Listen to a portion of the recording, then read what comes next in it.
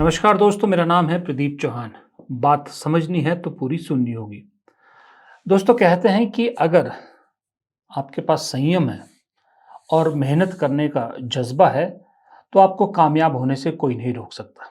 और राजनीति का तो एक गुरु मंत्र है, क्योंकि राजनीति में अगर आपको सत्ता पानी है, तो जब आप सत्ता से बाहर होते हो, उस वक़्त आपका संयम और आपकी मेहनत सबसे बड़ा हथियार होता है, जो आपको उस कामयाबी की सीढ़ी पर चढ़ने में मदद करता है। वक़्त बदलता है और वक़्त बदलते में देर नहीं लगती, और 1 साल में वक़्त बहुत बदल गया है। मैं इसलिए कह रहा हूँ कि मैं पिछले कई दिनों से ये कह रहा हूँ कि वक़्त मोदी जी के हाथ से रेत की तरह छूट रहा है, और राहुल गांधी के नीचे की ज़मीन लगातार ऊपर उठ रही है।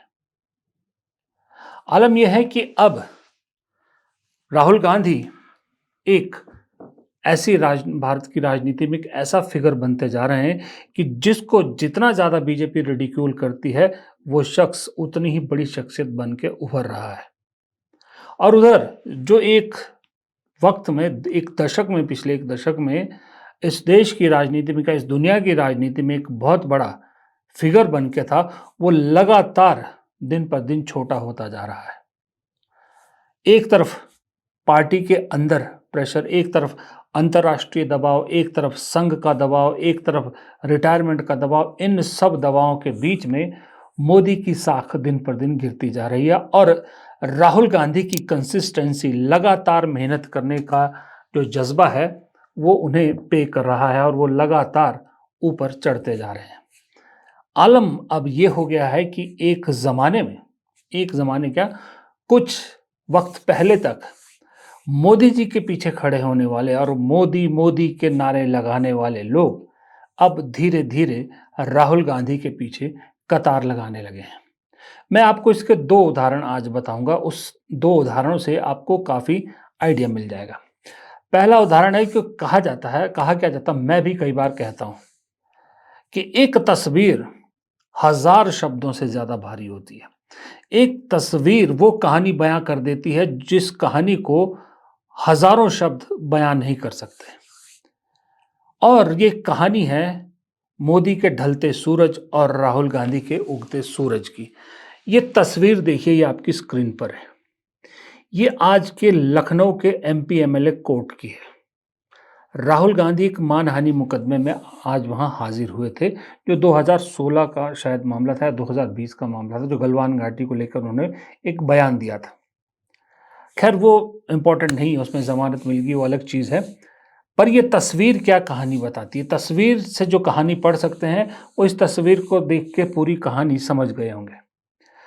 राहुल गांधी किस तरह से जो बेंच के सामने खड़े हैं, जो जज जहाँ बैठते हैं उसके आगे क्या बोलते हैं मुझे नहीं मालूम, वहाँ खड़े हैं।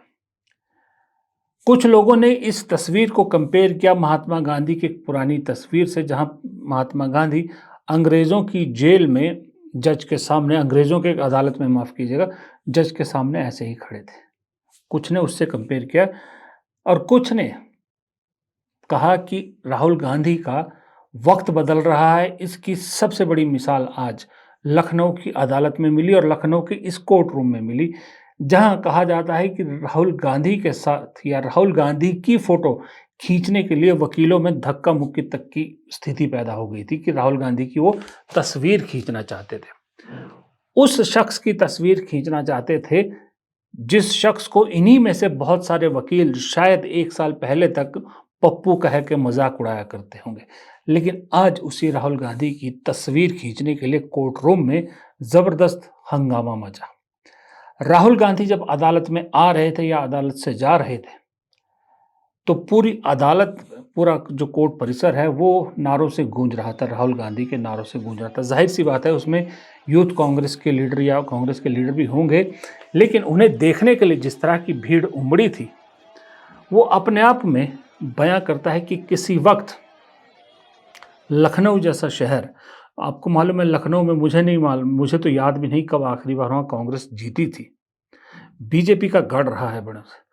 उस जगह पर अगर राहुल गांधी को देखने के लिए इतना जुनून है, राहुल गांधी की फ़ोटो खींचने के लिए इतना जुनून है, तो सोचिए जो लोग 2024 चुनाव से पहले तक जिस लखनऊ में मोदी मोदी के नारे लग रहे थे, आज उस लखनऊ में राहुल गांधी के नाम के नारे लग रहे हैं। उस अदालत में लखनऊ की राहुल गांधी के नारों से गूंज रही है, वकील फ़ोटो खींचने के लिए आतुर हो रहे हैं। तो ये वक्त नहीं बदल रहा तो क्या बदल रहा है? Rahul sir, we are proud of you sir, we are proud of you sir.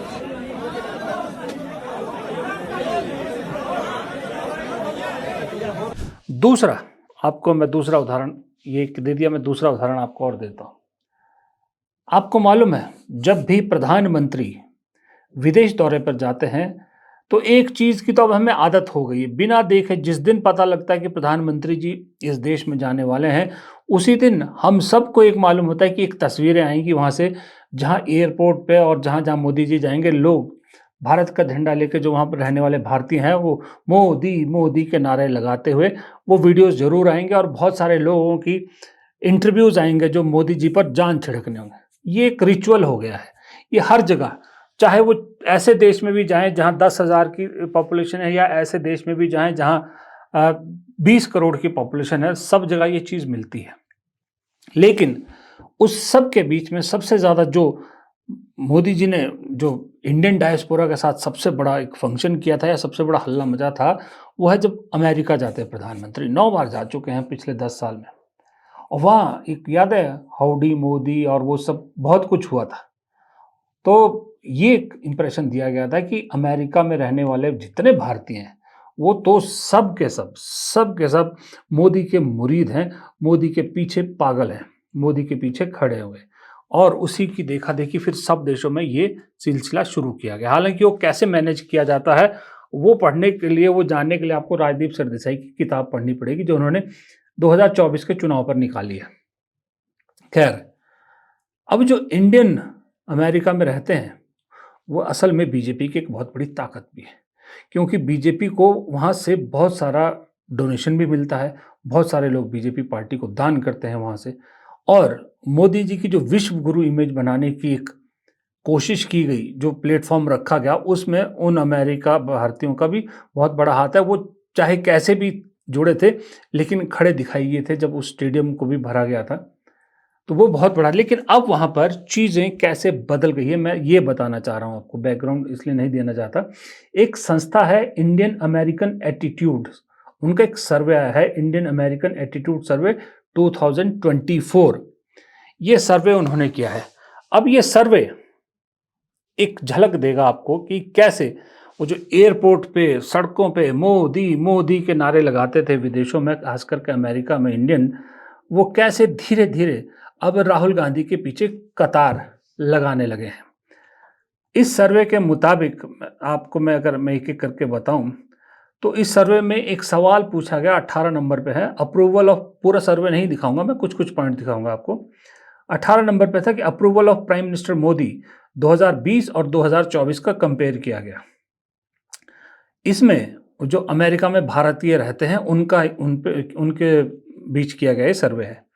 तो 2020 में 35% लोग स्ट्रांगली अप्रूव करते थे मोदी के स्टाइल ऑफ फंक्शनिंग को, और 2024 में 36%, सिर्फ 1% का बढ़ोतरी हुई है। लेकिन जो अप्रूव करने वाले हैं दूसरे नंबर पे, वो 15% से गिरकर 11% रह गए। और डिसअप्रूव करने वाले, देखिए डिसअप्रूव करने वाले जो मोदी के स्टाइल ऑफ फंक्शनिंग से को अप्रूव नहीं करते, सहमत नहीं है, वो 9% से बढ़कर 11% हो गए, और जो एकदम मोदी के कट्टर काम करने के कट्टर विरोधी भारतीय हैं जो अमेरिका में रहते हैं, वो 22% से बढ़कर 23% हो गए। ये एक पहला चार्ट आपको दिखाता हूं। दूसरा है कि एक सवाल था कि भारत में जो माइनॉरिटीज है, जो अल्पसंख्यक है, उनके धर्म कितना बड़ा खतरा है उनके लिए। तो जो इसमें अलग अलग धर्मों के लोगों से पूछा गया, जो क्रिश्चियंस है, जो भारतीय क्रिश्चियंस वहाँ रहते हैं, उनमें से 41% लोगों का मानना है कि भारत में माइनॉरिटीज़ पे बहुत बड़ा खतरा है। वो जो है वो, do you agree that Modi's language exemplifies the growing threat to minorities in India, जो मोदी की भाषा से जो माइनॉरिटीज़ के लिए एक थ्रेट इंडिया में है। तो क्रिश्चियंस में 41% ने कहा कि हाँ, ये बिल्कुल सही है, स्ट्रांगली एग्री किया उन्होंने कि हाँ, हिंदुओं में भी 31% लोगों ने कहा कि हाँ, माइनॉरिटीज़ को खतरा है, 35% लोगों ने कहा कि काफ़ी हद तक खतरा है। यानी 31 और 35 अगर आप मिला लो, तो 66% हिंदुओं ने भी कहा कि भारत में माइनॉरिटीज़ को मोदी की भाषा को सुन के लगता है कि खतरा है, जबकि क्रिश्चियन में से 71% लोगों ने कहा कि हाँ, खतरा है। अब बात आई मुस्लिम की। मुस्लिम में तो इसमें कोई दो राय ही नहीं है। मुस्लिम्स में से तो 47 और 28%, यानी ये हो गया 57, 67, 87, 85% मुस्लिमों ने माना कि भारत में अल्पसंख्यकों पर खतरा है, मोदी की भाषा से जाहिर होता है। और अन्य में भी 39 और 35%, यानी तकरीबन तकरीबन 74% ने माना कि माइनॉरिटीज़ को खतरा है भारत में। अब एक सवाल पूछा गया कि आप भारत में जो पार्टियां हैं, किन पार्टियों से आप अपने आप को आइडेंटिफाई करते हैं। अब देखिए गेम कैसे बदल रही है, यहां से आपको समझ में आया होगा पिछले चार्ट से। इसमें 51% लोगों ने कहा कि हम किसी भी राजनीतिक पार्टी के साथ अपने आप को आइडेंटिफाई नहीं करते जो भारत की राजनीति में। 28% लोगों ने कहा बीजेपी के साथ, जो सबसे ज्यादा नंबर है। लेकिन कांग्रेस में भी, कांग्रेस को पसंद करने वाले भी 20% लोग हैं, यानी 8% का फासला रह गया है सिर्फ। जो एक जमाने में कहा जाता है कि बीजेपी 36% के आसपास थी, कांग्रेस कहीं 10-11% पे थी, ये सिकुड़ कर अब सिर्फ 8% का फासला रह गया। ये 2024 तक का सर्वे, 24 मतलब 2024 को सर्वे दे, लेटेस्ट सिचुएशन इसमें नहीं है। अब सबसे जरूरी जो मैं आपको बताना चाह रहा था वो है कि मीन फीलिंग थर्मोमीटर रेटिंग, यानी डायरेक्ट सवाल जिसमें सीधा पूछना होता है हाँ या ना, कि भाई आपको इस पे क्या कहना है, आप इसके पक्ष में है कि विपक्ष में है, ये ठीक लगता है या ये ठीक लगता है, सीधा। वो जो क्रक्स होता है, सबसे मेन चीज है, उसमें देखिए क्या कहा। नरेंद्र मोदी को 2020 में 55% अमेरिकी भारतीय नरेंद्र मोदी के पीछे खड़े थे। 2020 में 55%, 2024 में वो घटकर 52% रह गए, यानी 3% कम हो गए। ठीक है। बीजेपी 55% थे 2020 में, और 2024 में 49% रह गए, यानी 6% की गिरावट। 6% मायने रखता है किसी पार्टी के लिए, 6%। कांग्रेस पार्टी 2020 में 46% थे और 2024 में 48%, यानी 2% की बढ़ोतरी हो गई 4 साल में। सबसे ज्यादा गेम चेंजिंग देखिए राहुल गांधी को लेके। नरेंद्र मोदी 55 से घट के 52 पे रह गए। राहुल गांधी 2020 में 43% लोगों की पसंद थे, 2024 में 48% लोगों की पसंद, यानी सीधा 5% का जंप। 5% राहुल गांधी की पॉपुलैरिटी अमेरिकन इंडियंस के बीच में बढ़ गई है, और मोदी की 3% घट गई है।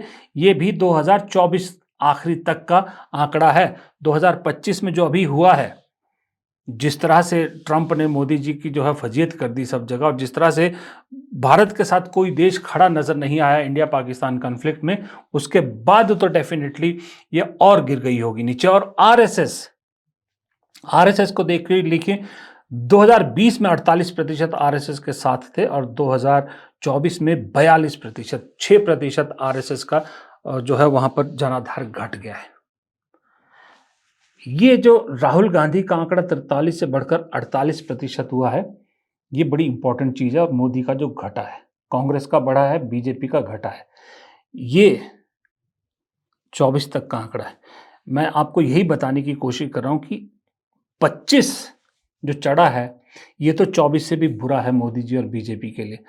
अब अगर कोई सर्वे इस वक्त अगर कराएगा, तो ये सर्वे, ये आंकड़े और पलट जाएंगे। मुझे लगता है हर चीज में बीजेपी कांग्रेस से पीछे रह जाएगी। नरेंद्र मोदी भी राहुल गांधी से पीछे रह चुके होंगे अगर एनआरआईज के बीच में आज की डेट में इन सब मुद्दों को लेकर सर्वे कराया जाए।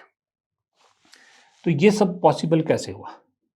ये पॉसिबल हुआ चाहे वो लखनऊ हो, चाहे वो न्यूयॉर्क हो, चाहे वो लंदन हो, चाहे वो कोई जगह और हो।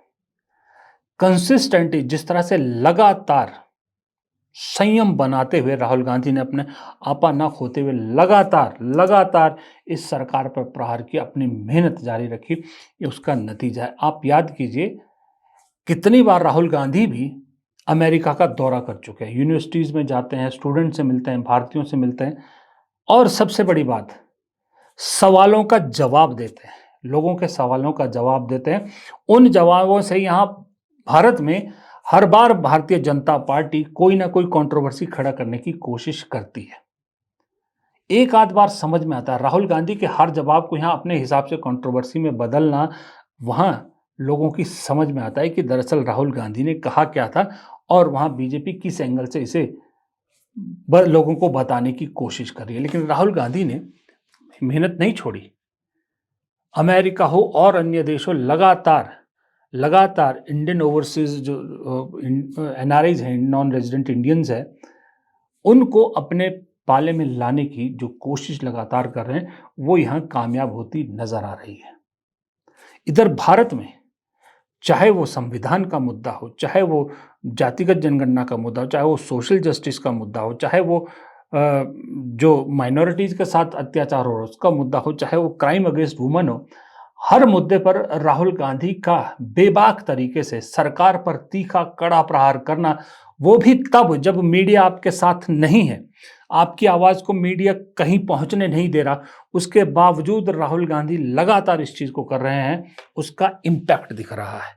अब सोचिए, बिना मीडिया सपोर्ट के अगर राहुल गांधी की बातों का इतना इम्पैक्ट होने लगा है, चीज़ें बदल रही है, कहीं अगर मीडिया ने अपना सही धर्म निभाया होता, सरकार से सवाल पूछते होते, विपक्ष को प्लेटफॉर्म देते होते, तो ये मोदी गवर्नमेंट पहली टर्म पूरी कर जाती, दूसरी टर्म में भी ना रहती। अगर उसी वक्त मीडिया ने सवाल पूछा होता, 2019 में ही पूछा होता कि जो पुलवामा हुआ है, वो इतना आरडीएक्स कहाँ से आया, कैसे आया, किसका फेलियर था। अगर मीडिया ने सिर्फ यही सवाल भी पूछा होता ना और इसी सवाल पे सरकार को घेरा होता, तो भी 2019 में मोदी सरकार रिपीट नहीं होती। 303 तो दूर की बात है। लेकिन मीडिया ने आंखें बंद कर ली, कान बंद कर लिया, सिर्फ जो सामने चिट में लिखा था वही बोला। चलिए 2019 से 2024 भी आप पहुंच गए। 2024 में भी मीडिया ने यही रोल प्ले किया था, लेकिन राहुल गांधी की खासियत है कि वो 2019 के चुनाव से समझ गए थे कि आपको किसी का भी सपोर्ट मिल सकता है, लेकिन जब तक मोदी कुर्सी पर हैं, मीडिया का सपोर्ट कांग्रेस को नहीं मिल सकता। इसलिए उन्होंने ठान लिया कि अब इस मीडिया के भी खिलाफ एक लड़ाई लड़नी है।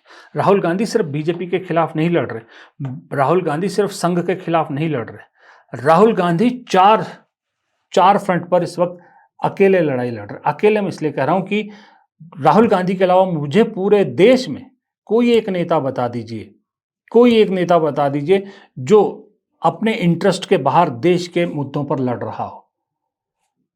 ममता बनर्जी हो, तेजस्वी यादव हो, अखिलेश यादव हो, अरविंद केजरीवाल हो या फिर स्टालिन हो, सब अपने अपने मुद्दों पे लड़ते हैं, उसके बाहर कोई नहीं जाता।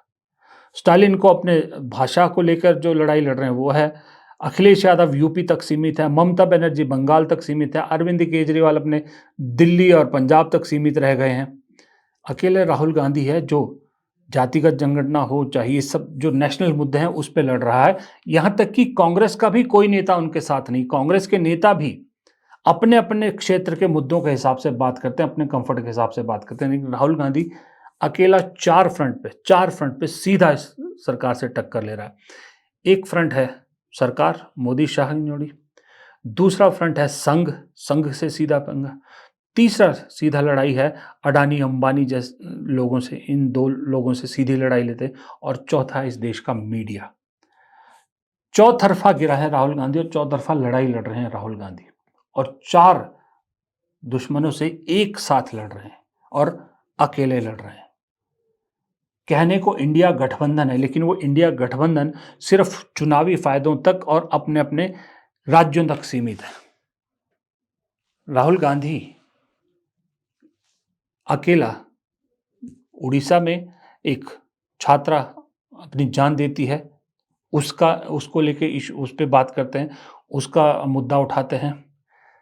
बिहार में चुनावों में गड़बड़ी होती है, वोटर लिस्ट को लेकर उसका मुद्दा उठाते हैं। महाराष्ट्र के चुनाव का मुद्दा उठाते हैं, पंजाब के किसानों का मुद्दा उठाते हैं, तमिलनाडु की भाषा का, दक्षिण भारत के भाषाओं का जो है वो सपोर्ट करते हैं, जो उनका इशू है। हर चीज़ में तो राहुल गांधी हैं। साथ कौन दिखता है राहुल गांधी के? एक बुजुर्ग मल्लिकार्जुन खड़गे कभी-कभी, या प्रियंका गांधी, और कोई कांग्रेस से भी नहीं दिखता। कांग्रेस के लोग भी अपने-अपने राज्यों तक सीमित हैं, अपने-अपने पर्सनल एजेंडा तक सीमित है। उसके आगे अब मैं क्या बोलूँ, वो भाषा का इस्तेमाल नहीं करता। ज़्यादातर कांग्रेस में वैसे नेता हैं जो दम नहीं रखते, जिगर नहीं रखते। कहीं दमदार कोई 4-5 साथी राहुल गांधी को मिल गए होते तो अब तक फजीयत इस सरकार की सारी खुल चुकी होती। लेकिन कोई साथ है नहीं। लेकिन उसके बावजूद अगर शख्स, ये जो मैंने आपको आंकड़े दिखाए और ये जो तस्वीरें दिखाई, ये जो चीज़ आपको बताई, ये हासिल कर रहा है, तो कुछ तो उस आदमी में बात होगी, कुछ तो उस आदमी की शख्सियत को जो है वो सही इंसाफ मिले, कुछ तो उस आदमी में ऐसा है जो दूसरों में नहीं है। तभी तो लोग धीरे-धीरे राहुल गांधी के पीछे खड़े होने लगे हैं। और दूसरी तरफ जो सच्चाई का पर्दा है, वो भी खुलने लगा है। लोगों के आँख पे जो पर्दा डला था, वो हटने लगा है। जैसे-जैसे पर्दा हटा, सच्चाई, तस्वीर साफ लोगों को नज़र आने लगी है। फिलहाल इस वीडियो में इतना ही। अगर वीडियो पसंद आए तो वीडियो को लाइक ज़रूर कीजिएगा और कमेंट बॉक्स में अपनी राय देना मत भूलिएगा। और वीडियो को शेयर करना है, लाइक करना है, और अगर आपने चैनल को सब्सक्राइब नहीं किया है तो प्लीज़ चैनल को सब्सक्राइब ज़रूर कीजिएगा। नमस्कार।